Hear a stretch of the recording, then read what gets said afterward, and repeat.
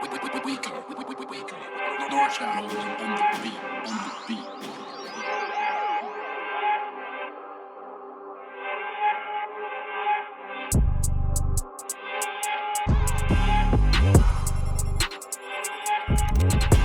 everybody, this is Coach Coventry adding another player to the OHSF all-decade team from 2010 to 2019.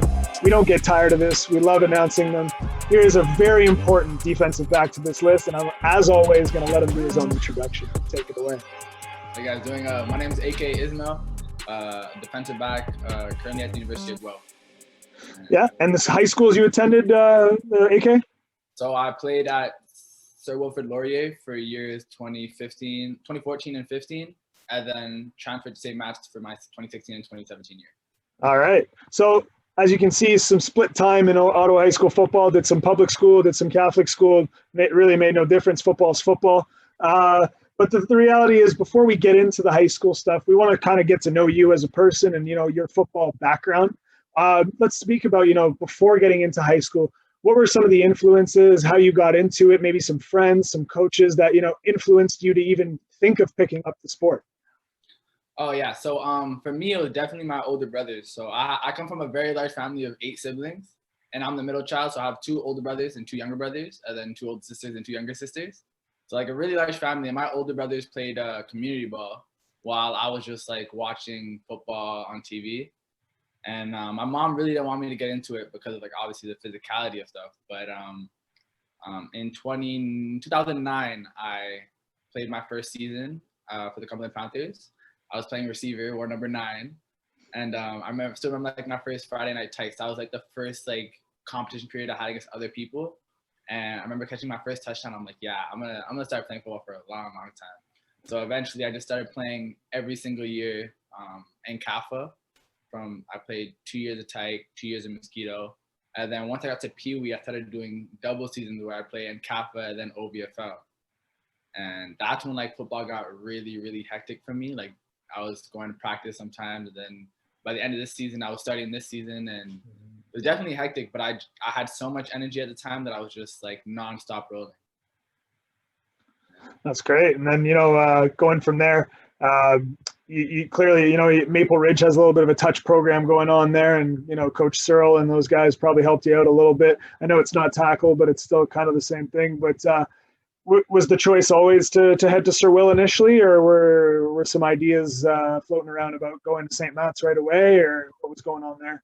So so I played my touch years at Maple Ridge it was Rob Ferry who was my coach. Oh, yeah. He was actually my Panthers coach as well. There you go. I remember when I was playing at Maple Ridge, I wanted to play receiver so bad and just catch balls and play DB and play both ways. And then he told me like, AK, realistically, no one here plays football. You have to play quarterback. And I was out here throwing touchdowns, but I was mad because I wasn't catching them, or I wasn't picking nobody up. And then for me, like I didn't really understand the full process of like high school to university. I just thought like wherever I played it is where I played. So Sir Wil was the school that my older brothers went to, and that's where they played. And I used to go to their championship games when I remember they played Immaculata, and I don't even remember what year. I was young. It was a tier 2 championship, but like I remember watching that game, and it was just like kind of like the next step for me. So because it was like more proximal to me, that's the school I intended for grade 9 and 10. Yeah, that's great. And, great school, Sir Wil, Orleans school, us Orleans boys. I'm a St. Pete's boy myself, but yeah, we don't have to worry about that. Going from there, absolutely. Let's talk about, that time in, the junior years, the Sir Wil years. What was that like? You had coaches like, I'm assuming Coach Kekkonen, Coach Varden, guys like that. Let's talk about those teams that you had, because you told us off the air that you won a championship and whatnot. So I want to hear some stories from that. Yeah. So when I was really small in grade 9, and I remember when I saw like the football tryouts in my grade 9 year, that was the year that like Curly was in grade 12. So Curly was like a big brother to me, and like in the hallways, you always start like we start like wrestling, and he'd tell teachers, no, he's laughing, he's joking, definitely like a big brother figure to me. And I remember Curly was telling me like, yeah, football's starting up at the beginning of the year. He said, yeah, come out and try out for the senior team. At that time, we only had a varsity team.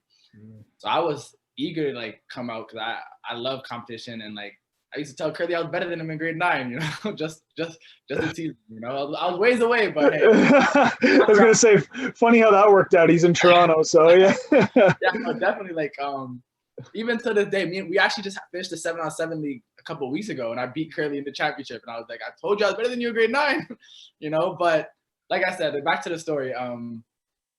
Curly told me to come out to try out for the senior team, and I went to go talk to Mr. Conan about it.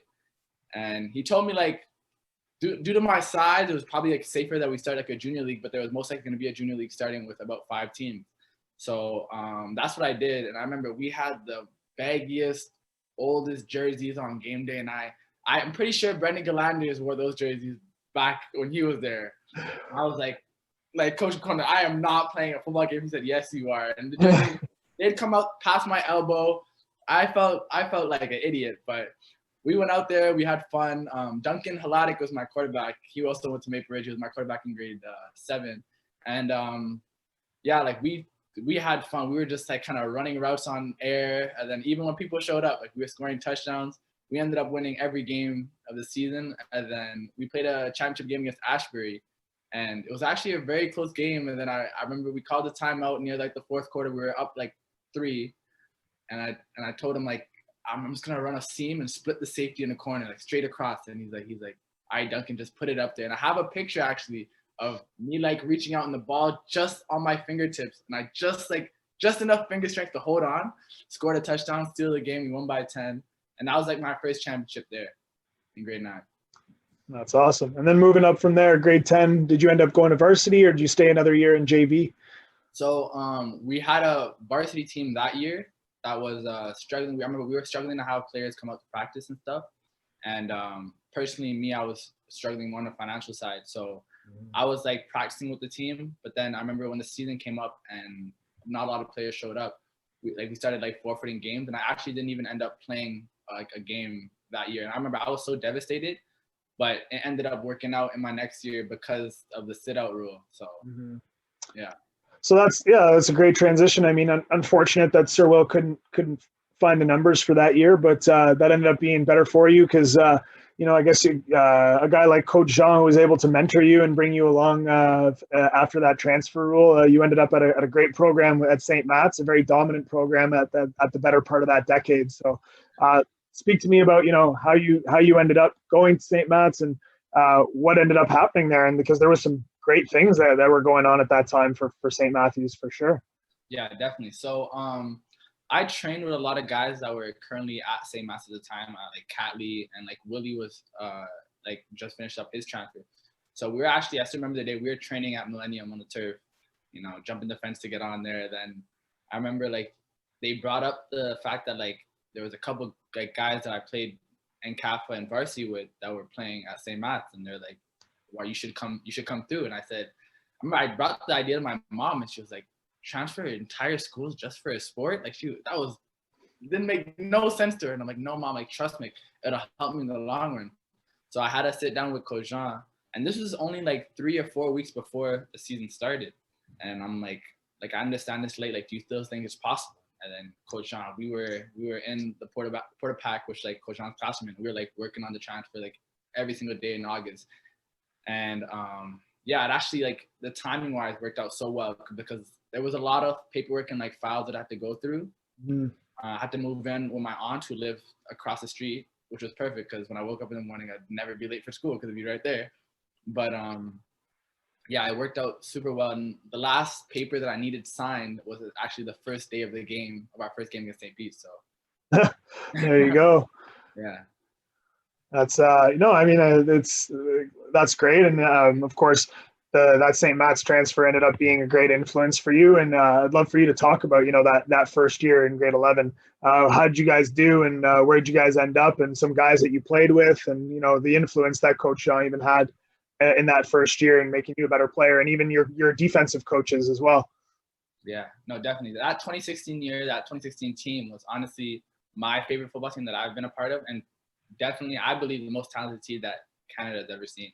Like, the amount of talent that we had on that team, it made our practices so much like better and more competitive.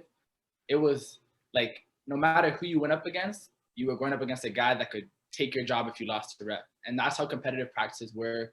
And Coach Jean was always so like cutthroat with it. So like we had so much fun, and it was, I would honestly say it was the tightest brotherhood I ever had. There are people there that I still talk to this day that we aren't on the same path. We don't do the same things. We have really nothing in common but that year, but we'll talk and like catch up as if like nothing ever happened. And I'm so excited for like a reunion, because that year it was so much fun playing football. I remember the first week when we played against St. Pete's and we just got our new Nike threads, and like we were out there in the warm-up, we were feeling ourselves. And then the first play of the game, Ted Kabongo, 75-yard touchdown return on kickoff.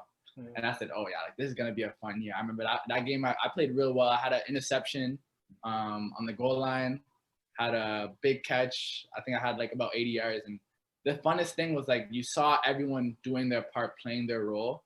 And like it wasn't like anyone was overshadowing anyone. Everyone got the shine, and everyone was like, it was genuine from every person. Yeah. So we ended up moving on after that, playing St. Mark's. Another like great game we played. I actually got some reps in at quarterback because Coach Jean started thinking like we needed a backup quarterback in case I got hurt. So I ended up taking reps at quarterback that game. And yeah, again, like everyone was shining. Everyone was doing what they needed to do.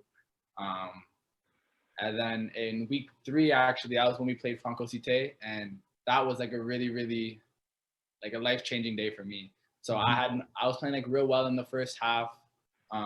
It was a really close game, surprisingly, because we definitely thought like we should have had our way with them in the first half. But it was, remember, we were up like I think it was 7-6 in the first half. And then in the starting play of the second half on a kickoff return, I was just going up to make a block for Curvins, who was returning it. And then sadly, someone tripped up, fell on my ankle, ended up breaking and dislocating my ankle on that play. Required 2 surgeries like in the next 2 months. It was definitely like a life-changing moment for me, just because of the fact that I was progressing at a very high rate, and I was starting to get looks from prep schools in the States. So it was definitely a tough. It went from a really, really good year to like a really, really dark year for me. And it definitely really tested my patience and like how bad I really wanted it. Well, that patience ended up being something, really good for you. Unfortunately, you couldn't finish the year. And obviously, like you said, so much talent on that St. Matt squad. There was guys like Ted, there was guys like Curvins. You guys were key on, like you going to the Metro Bowl and beating St. Pete's in that final, at UOttawa. That was another great moment. I know you couldn't do it on the field, but, just showing that you were, willing to do the work off the field clearly helped you into going into a grade 12 season. And, I'd love for you to, talk about that grade 12 year and, what was the vibe like once all those guys graduated from grade 11? And then what role did you even take on, as a grade 12 senior going into that St. Matt's 2017 season? 100%. I think that injury that I had in 2016 forced me to play a different role in the team. I was very like young and quiet guy at the time. And then I had to transition to like being more of a leader because I couldn't be on the field like physically. And like I hated it at first because I was like, man, I just want to be on the field. I don't want to talk. I don't want to do all this talking. But it ended up helping me so much when I was transitioning to my senior year. After all my rehab and recovery and training that I had to put in, coming back in my senior year, we had like summer workouts. And I remember I compared the summer workouts to our 2016 summer workouts. In 2016 summer workouts, we had a good amount of 25, 30 guys. And I remember I went to the first summer workout that we had in 2017.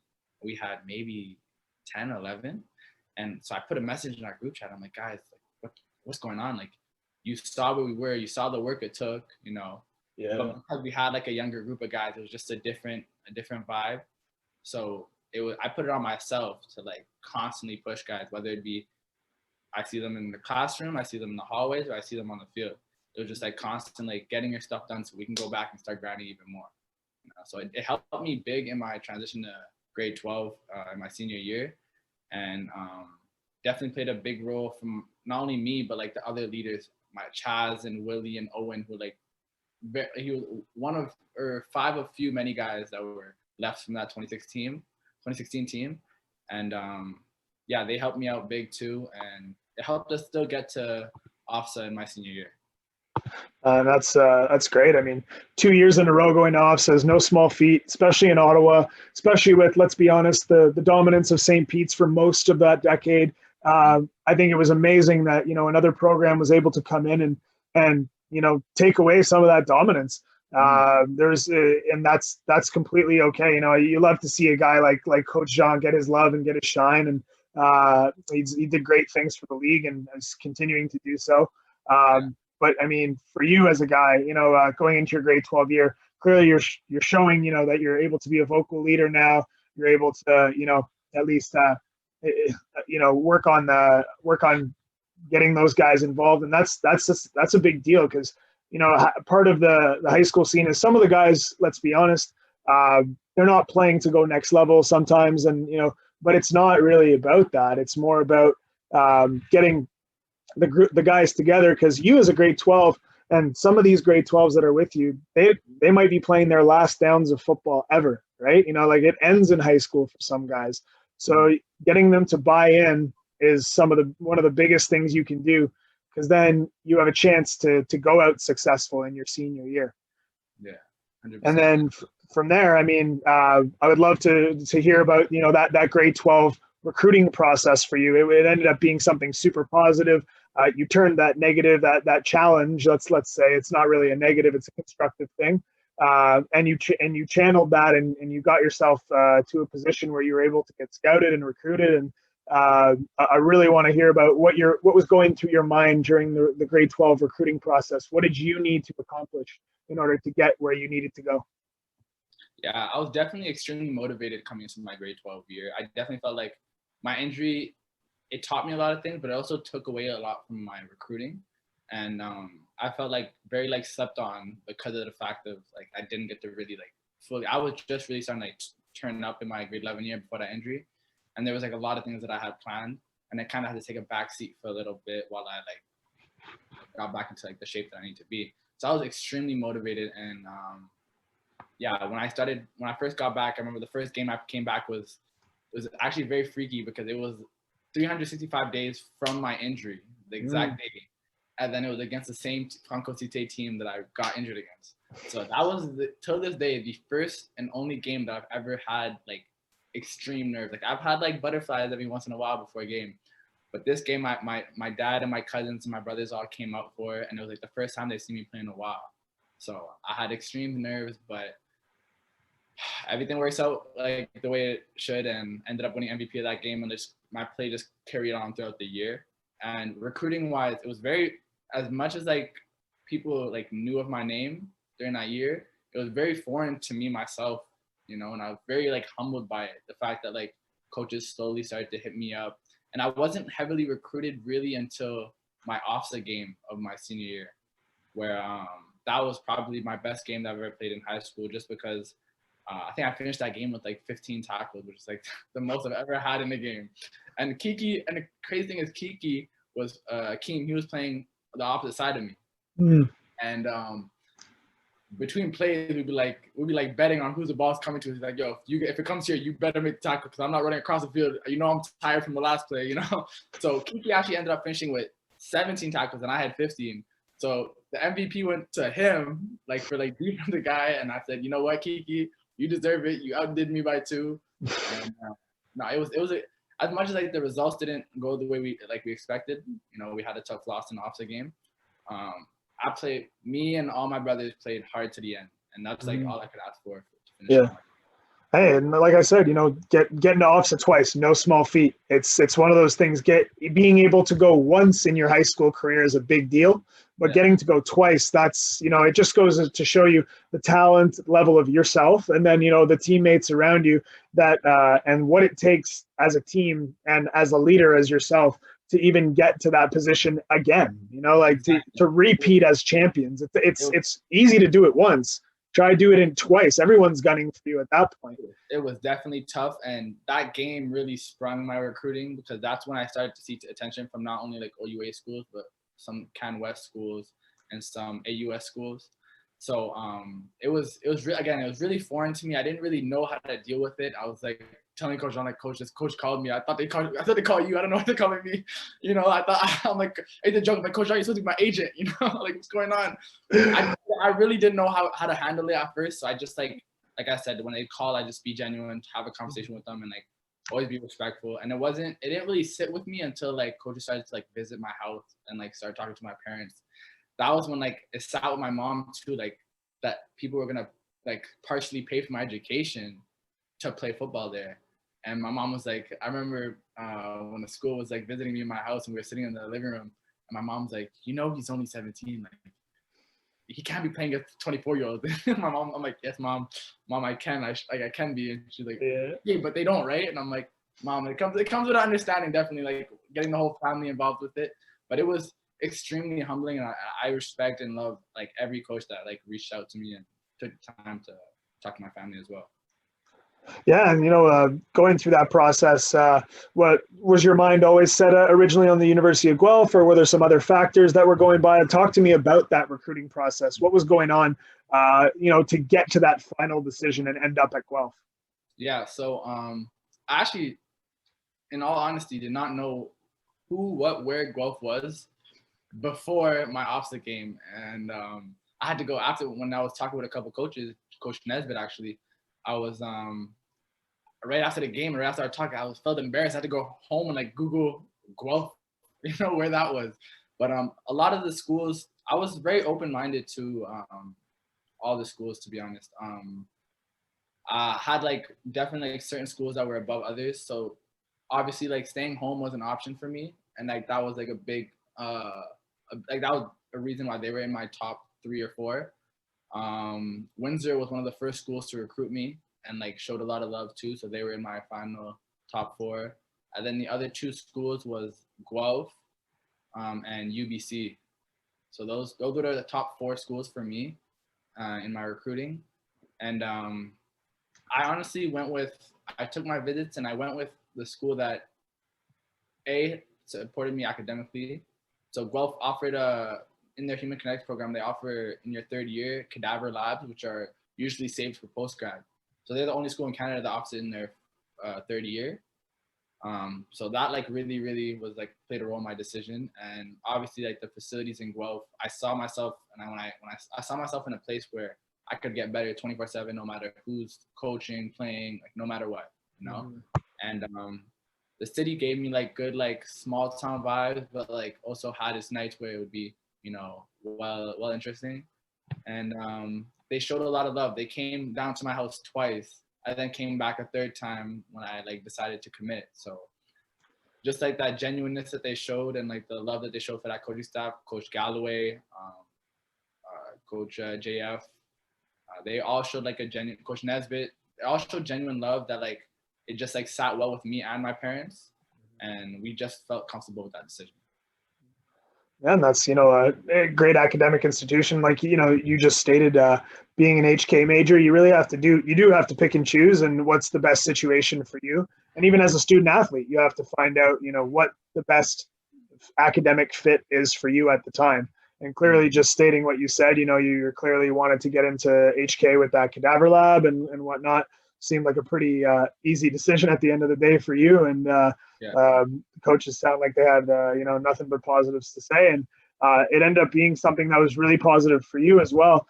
Going into Guelph, I think being able to even dress in your first year is something that's it's unheard of for most young guys, but you were able to do it. And even going through your career, I'd love to hear about what your mindset and what your mentality was, going into Guelph and then also playing at Guelph. What was going on at that time? Yeah, so my mentality when I went into Guelph was 100% like strictly business. By this point, like I understood the process, understood like how important each university year was. And so when I came in, I was extremely serious about what I came to do. And it didn't sit with some people the right way, but it sat with the people that it needed to sit with just fine.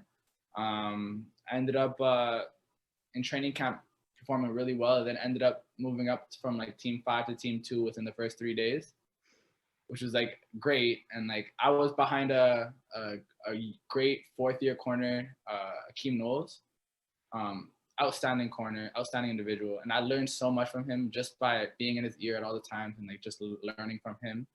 And yeah, I got my first dress in week 1 against Mac, and like that was definitely something. I was starting on a couple special teams, and sadly it was a loss that we took, and we lost by 2.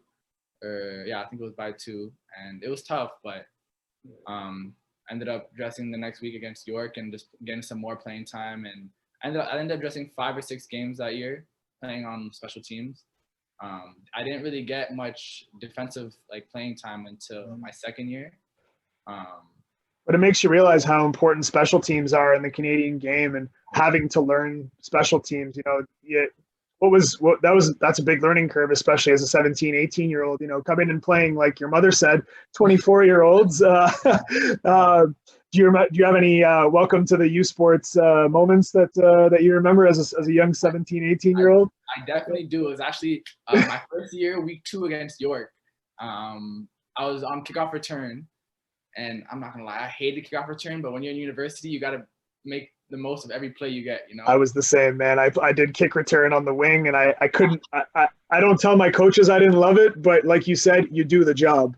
Exactly. Yeah. I remember we had Jacob Janke, who's drafted, I think, to Saskatchewan Roughriders this past year. And I played 7-on-7 with him just a couple months ago. So he was on my team and stuff. Like, I got to know him. I was telling him the story. I'm like, you were my welcome to the moment, you know, because all year we were watching film on him just running down, and he was like the hot, and all he did was run straight through whoever he saw. Yeah. I remember in film, I'm sitting there, and they're like, AK, so you're going to be the boundary wing, so you're going to loop around, you're going to wait over here, and you're going to catch the hot at full speed. And I was sitting there, 17 years old, you know, 23-year-old to the left of me, 24-year-old to the right of me, and they chose me to take this guy, like, who's running out full speed in his 4th year, definitely getting drafted. So I remember I was watching film on like different ways I can like come about the block, and I didn't know how to do it. So then I remember the first play came on after they scored their first field goal. I loop around and I see him coming, and I'm just like waiting. I know the return's going field. So then I just kind of like lower my shoulder and go for like the midsection, and he ends up falling on top of me. We end up rolling for like a good 3 or 4 yards. It hurt, I'll tell you that much. Yeah. But he didn't make the play. You know, on the ground with me. I did my job, and coach applauded me the next week. So watching film, I'm sure the next week you got an ice pack or 2, and your coach is saying, "Hey, congrats," but you're like, "Yeah, don't make me ever do that again." Yeah. Field side next time. That's great, man. Going from year 1, you know, that welcome U Sports moment. Let's talk about that 2nd year and moving up in the ranks a little bit. What did you get to open up a little bit more on the defensive side, and responsibilities getting maybe perhaps a little more heavy at that point? Yeah. So we actually had like a big coaching change in after from 1st year to 2nd year, where we had like a new coach come in, Coach Sheehan. And I remember like I had a couple meetings with him, and he was like a straight to business type of guy, you know, just kind of how I like it. So when we first met, it was like we agreed, like it's just like I'm going into my 2nd year, and I'm ready to like take the next step. Coach Dennis McPhee was my DC, and I didn't get my first. So again, I was on special teams for the first 2 games, and it wasn't until week 3 where a player had to come off the field in like the first drive due to some equipment issue. And so I came on, like he looked at me, Coach McPhee looked at me and said, "Go in." And I was the backup free safety at the time, but field half or boundary half was the position that they needed. So I went in. This is just like me knowing that in my first year I played all 5 of them. So I was prepared and I knew what to do. It's the importance of preparedness, like you said. You know, like you literally just stated it perfectly. It's, you know, I was the backup free safety, but I needed to play every position. And again, just reiterating before you continue, how important it is for these young student athletes to understand you've got to know your job plus every other guy beside you. Yeah. 1000%, because they don't tell you like they need a free safety. They say we need a DB, you know, and you'll see guys where guys like, I don't know that position. I don't know. Anyone else know it? So when I I remember midway, I thank Coach Grandy for this, honestly, Coach, who was my DC in first year. Midway through the season, for no absolute reason, when me and my boy Kimi were playing boundary corner, he said, boundary corner and field corner, swap for the rest of the week. And we were like, what? Like, what do you mean? Like, Kimi's been playing boundary corner the whole year. I've been playing boundary corner the whole year. Why would we just swap? And then he's like, all right, AK, go play field half. And I'm like, okay, what's going on? So that's when it really taught me, like, by knowing every position, you give yourself more opportunities like this one. So when I came in at boundary half, I looked at my boundary corner. I'm like, yeah, I'm good. Don't worry about it. Checked in with the play, boom. And actually, the first play that they ran, the guys came into a little bunch formation. And I remember watching it in film. So, and actually, just the series before, the guy who was playing boundary half got beat on that play. And I was watching on the sideline. So when I seen them come in the bunch, you can see it on film. I kind of break even before he does. So I break to the out, he breaks to the out. Quarterback throws it because I landed on his neck, you know. And then I jump it, dive out, just comes out my hands as I hit the ground. But after that play, coach was like, you know what, AK stay in the rest of the game. That's how I got my first start. Ended up with 7 tackles that game, 2 pass breakups, and like 1 catch for 9 yards on me. So like after that, that's when like coaches started to take me more serious as a DB as well as a special teamer. And yeah, that was like a big moment for me. Yeah, and that just goes to show, you know, guys got to take whatever opportunity they can. There's no room for I'm looking for a DB. I don't know. You can't come in with that mentality. It's like we just talked about. You've got to know your position, and you got to know the guy beside you. And I think that's a great example of being prepared. And then also on top of that, seeing it on film, right? Mm-hmm. You know, how important is game tape for young student athletes, and not just because of a highlight tape, right? No, yeah. You gotta watch. I remember like whenever I'd make plays during like a film session, say if I made 8 plays out of the 16 that I was on, I'd watch the 8 plays that I made once, understand what I did right, and then watch the 8 plays that I did wrong 475 times. And no matter how well I do, it would be like that 1 or 2 plays that sit with me. That's like, damn, I could have made this play, I could have made that, and I'd still dream about it at night. I'm like, damn, what if I like grip the ball a different way so when I hit the ground I actually caught it, you know, instead of like it bobbling out. But like that's the difference between the good players and the great players. When you can applaud yourself or you can criticize yourself, because you can leave the applauding for other people to do for you. You know what I mean? Other people applaud you. You focus on your criticism and give yourself the due diligence once you get there. Yeah. You know? And it's also that next play mentality. Like, everybody makes mistakes. We're all going to get beat. We're all going to run the wrong route. We're all going to miss a tackle, you know, and it happens. But the reality is you have to be consistent and not do it often. But also the reality is also, you know, if it happens, move on. Like that short mentality. You can analyze it in film and then try to make sure it never happens again. And that's the biggest thing. And I'm sure, you know, a guy like Coach Jean was teaching you guys these things, even from a high school perspective, you know, teaching you, well, look, this is what you do on film, and this is A, B, and C. And you know, yeah, okay, this happened, but next time do this. And I'm sure you were able, even in high school games, to just transfer it. And that goes a long way. 100%. And Coach Jean definitely instilled that in us when we were at St. Matt's, because we'd watch film. And Coach Jean would say, we're watching film from 4 to 5. And we'll be there at 7:30 on play 8, because Coach Jean said, this guy didn't do it well, so we're going to all repeat it. You know, we're all going to rewatch it. And we're like, oh, my goodness, like my ride's outside. My mom's blowing up my phone. And then at one point, the parents just started to understand, and they started coming out Coach Jean time. No, but I mean, it's the difference between good and great coaches, and it's also the difference between good and great players wanting to, you know, soak in that knowledge and stuff like that. And, you know, great student athletes, you know, they soak it in on the football field, but also, you know, in life. And this is a perfect segue for this last question that I'm going to ask you. And that's, you know, if you can instill or leave a message for any student athlete going through Ottawa High School football right now that wants to make it to where you're at. And for those of you who don't know you, you know, you're at Guelph, but something has just happened recently. And if you want to disclose that, feel free. But for those who want to end up in your situation and ending up, you know, in a position to succeed, what are these values or these lessons that they can take away from a guy like you, AK?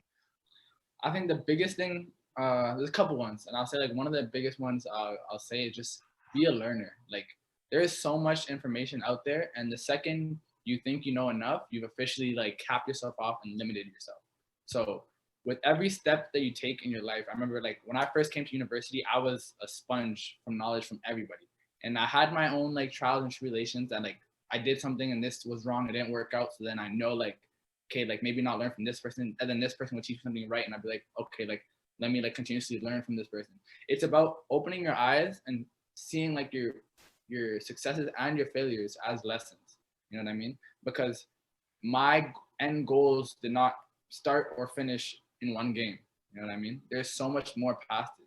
So as long as you keep your mentality on the bigger picture and you use every lesson as like just a learning step for you, it just propels yourself forward in like a monumental way. And another big one I'll say, and this is probably the hardest one, and it gets repeated a lot, but sacrifice is just so big.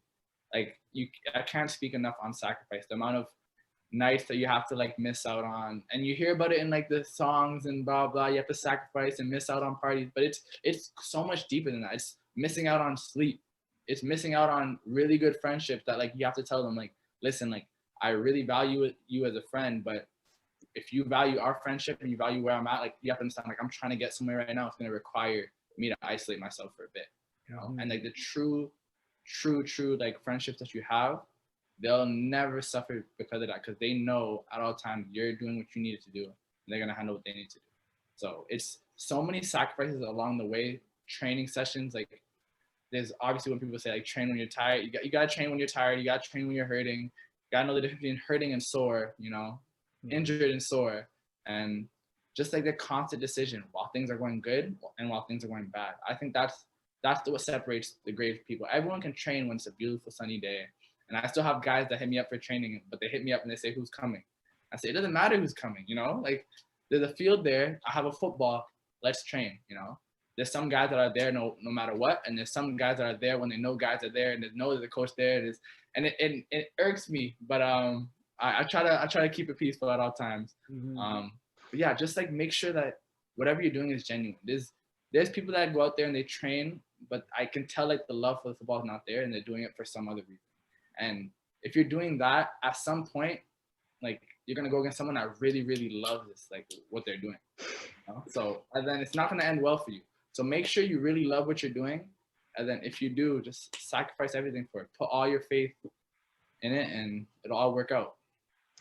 So well said, AK. Honestly, really love that segment and that little statement at the end.